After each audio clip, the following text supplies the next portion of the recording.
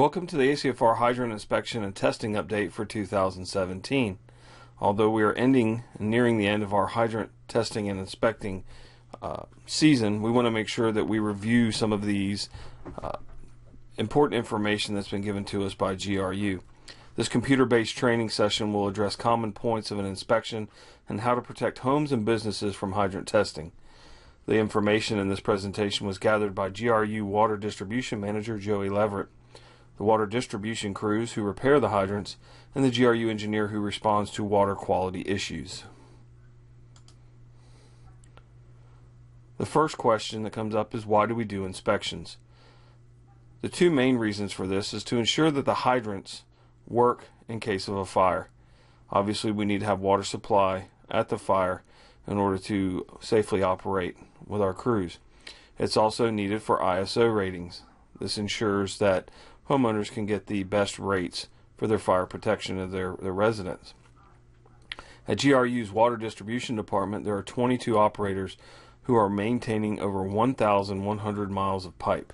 And with the increasing pipe age, the focus of the water distribution has been shifted from construction now to water leaks and repairs. The hydrant maps that we find now, the hydrant database program is managed through GIS in our E911 department. It's visible through the hydrant layer on the MDCs. The hydrant and inspection database is entered and maintained through Target Solutions for ACFR. For ACFR specific details, you can follow the site below for YouTube, and it can also be found in Target Solutions under the File Center. One of the goals in the future is to improve the quality of the maps and add information like the water pipe main sizes and distribution pipe sizes to the mapping to see. So when doing inspections, what should you look for?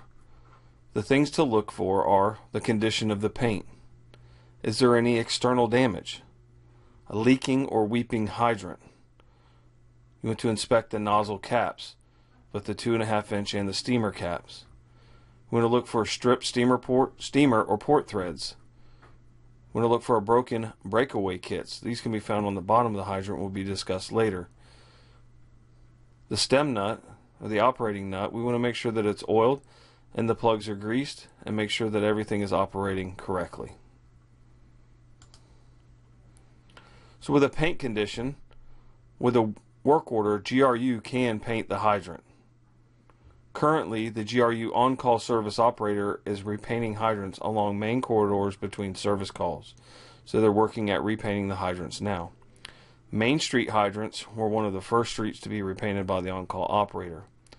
ACFR is actively working toward an agreement with GRU in which we will repaint and touch-up paint the hydrants, and GRU will provide the paint. There'll be more to come with this in the future.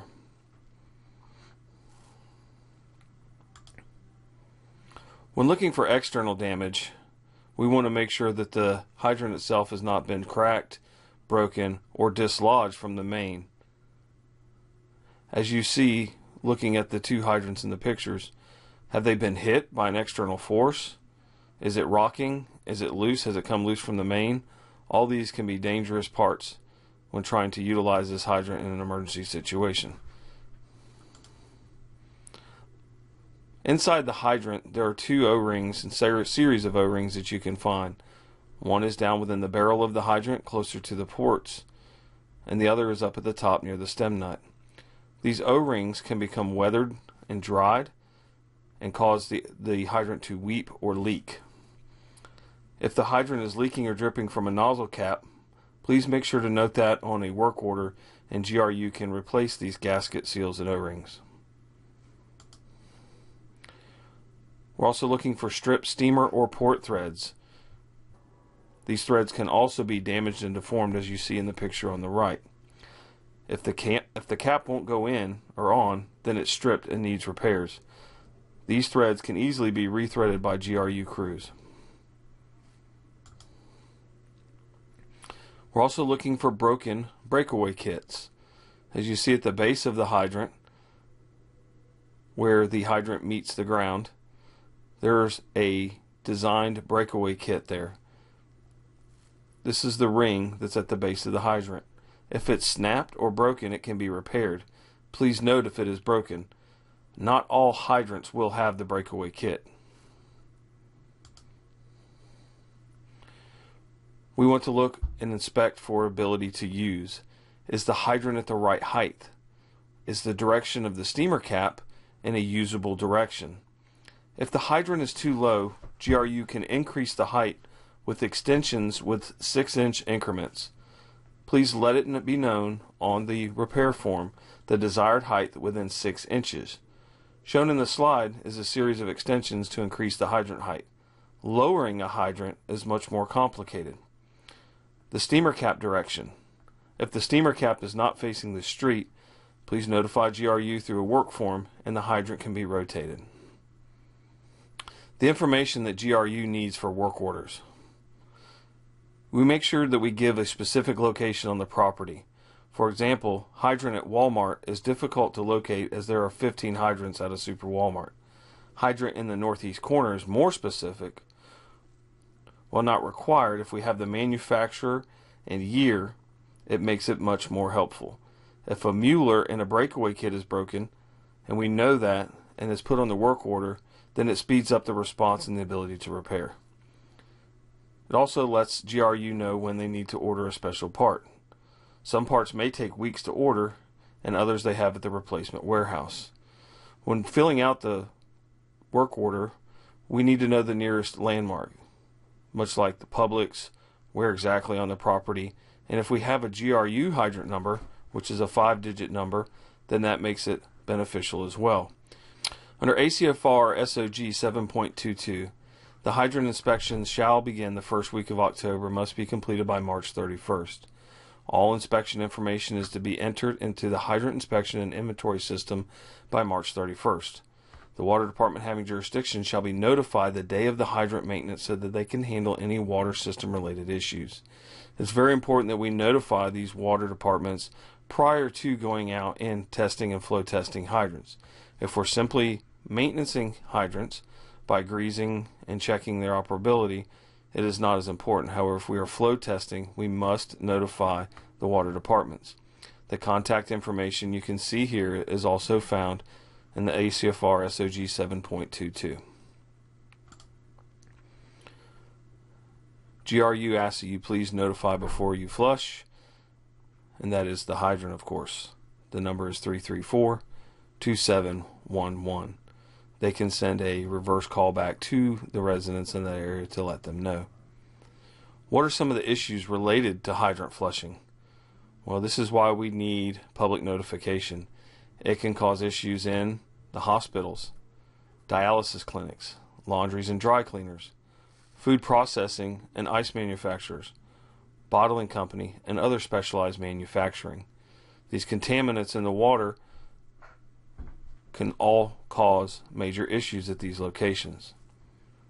Why do we flush the hydrants? One of the major reasons is to remove the debris from the water system. We want to also ensure that the hydrant works properly. It protects our fire engines from debris that's in the lines, and it helps protect our customers. Every flushing event generally causes 3 to 4 calls to the water or wastewater dispatch center. The typical remediation is to send a water distribution service operator to the area and flush the hydrant closest to the impacted customer's home. We'll get into the reason why it's very important when you're flushing a hydrant to let it flow thoroughly and for a long length of time until the water flows clear, and even after so. When we're flushing and doing inspections, fast is not always best. We want to do a visual inspection of the hydrant. To know what we're looking for, we can refer back to the what to look for. We want to make sure that we open the hydrant slowly. We want to allow the column to fill with water, and then when the resistance after that will slowly decrease after every turn. When the hydrant is flowing, it is very important to let it flush until clear. If you receive a call during your hydrant flushing and you're unable to stay with the hydrant until clear, be sure to call dispatch at the GRU Center at 334-2711 as soon as you can, so that a GRU service operator can come out and continue flushing the hydrant. The other thing is to make sure that we slowly close and check for a pressure test on the hydrant. What the customers fear, as you can see in the picture, are the bottles that you see in front of you of murky, rusty, clouded water that comes from the public drinking system. If the customer sees dirty water, they assume the worst. With Flint and lead in the news, customers are now assuming the water they drink is lead contaminated, and helping to protect the public health is done best by us flushing and flushing completely until clear. There's a large impact of that extra few minutes. Lower flows, lesser amount, will not clear the water line of debris and contaminants. The hydrants need to be run at a 3 to 5 feet per second line length to remove the pipe scale. If this is not done, water distribution will have to make a trip and return out after the customer calls. After you leave the neighborhood, these are some examples of what the customers may experience. While color is due to iron and manganese from pipes, the color ruins laundry, clogs faucet aerators, and scares customers into thinking that they're drinking contaminated water.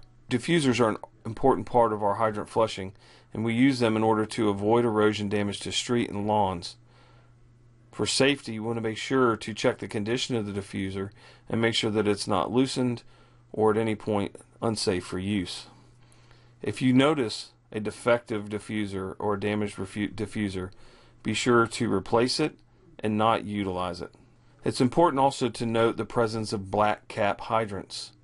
Black cap hydrants are located mainly in the downtown Gainesville area, and these are hydrants that are flowed only when required for an inspection. If you have to flow one of these, you would want to call the water and wastewater dispatch ahead of time so a service operator can stay with the hydrant for 45 minutes to 1.5 hours to clear the lines.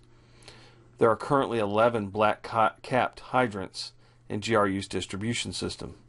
GRU is working on long-term solutions, however it requires extensive hydraulic modeling, field testing, and pipe replacement. Sometimes a section of pipe can be replaced and there are still water quality issues.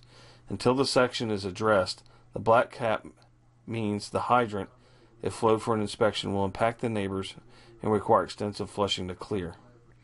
The black cap hydrants that we talk about, the 11 of them, are located in the Duck Pond area, Suburban Heights at 43rd, the Black Hills area, and Northwest 4th Avenue. The most important thing when operating a hydrant is to always open and close the fire hydrant slowly. This is whenever we're operating or flushing hydrants to avoid that possibility of water hammer. With these open lines and the water hammer at the trucks, that can be transferred all the way back down to the water mains. Sometimes a hydrant can have a stiff spot when opening. GRU receives many work orders for stem greasing with these hydrants.